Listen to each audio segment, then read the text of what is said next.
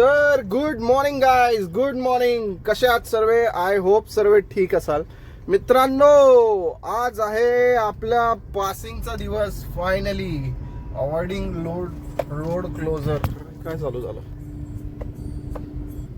हा, तर आज आहे मित्रांनो आपल्या पासिंगचा दिवस आणि आपण निघालो आहोत पासिंग करायला. वाजले 9:21 इथेच वाजलेत. आता किती वाजतील? 9:50 दाखवतात पोहोचायचा टायमिंग आपल्याला RTO ऑफिसच्या इथे. कल्याणला, नेवाळी, नांदिवलीला RTOचं हे आहे. आणि मित्रांनो, हे बघा, हे जे सेटिंग काल मी केलं होतं, हे जे आपण नॉब लावला होता इथे, तो मी इथे खाली घेतलाय जेणेकरून वापरायला इझी टू व्ह्यू असेल. बघा, इथे हात ठेवून असा मी इथं डोअर हँडवर हात ठेवून आरामशीर गाडी हायवेला आपण अशी चालू शकतो.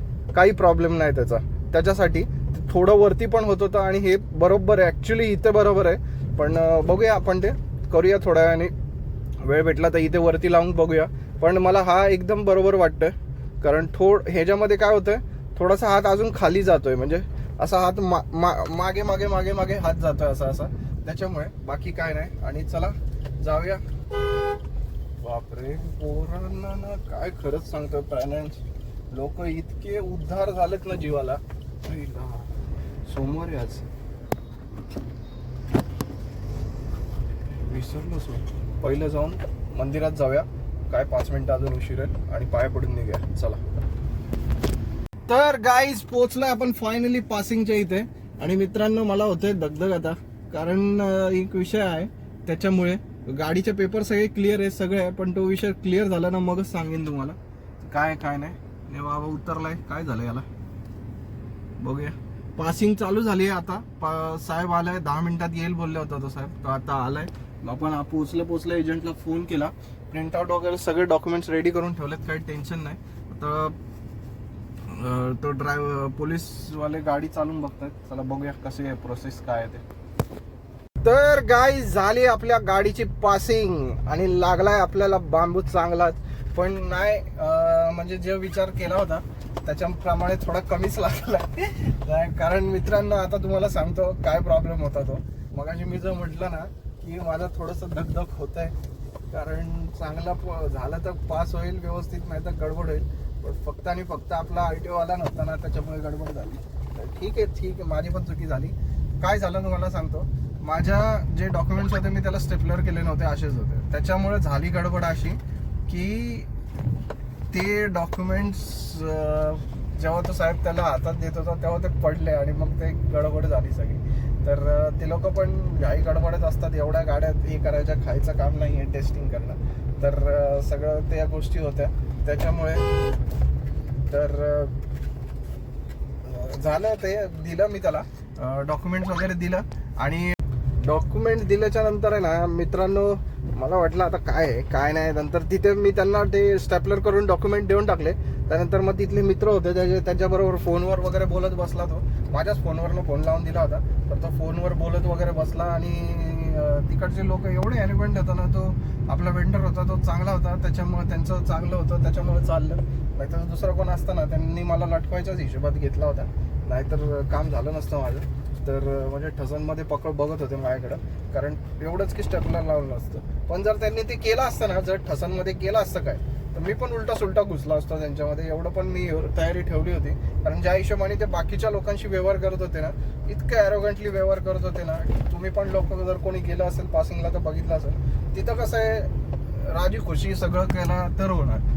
एवढा मोठा स्कॅम चालतो यार, 2 मिनिटं लागेल सगळं उद्ध्वस्त करायला. काय होईल आपलं सांगा मला. काय करू शकत नाही ती लोक. एवढे मोठे स्कॅम्स चालतात त्यांचे. जाऊ दे, आपल्याला त्या विषयामध्ये बोलायचं नाही, काय नाही ते. तर चला जाऊया आपण ह्याच्याकडे. आता आलोय उल्हासनगरला फायनली. बरं, तिकडनं निघालो ते अजून राहिलं. तिकडनं निघालो, तिकडं गाडी उभी केलं तर स्टेपलर शोधायच्या नादात तो RTO वाल्याने थांबवलं. तर तो म्हटला की ये बाबा साईडला. घेतला साईडला. त्याने 2000ची फाईन मारली. फाईन होते आपल्या गाडीवरती. त्याने 2000 रुपयाची फाईन भरून घेतली तिथं. मित्रांनो, त्या ग्राउंडवर उभं, गव्हर्नमेंटचा ग्राउंड नाही आहे तो, म्हणजे तिथे उभं करायला पण 100 रुपयाची पावती फाडायला लागते. काय बोलायचं यार, किती लुटतात ती लोक.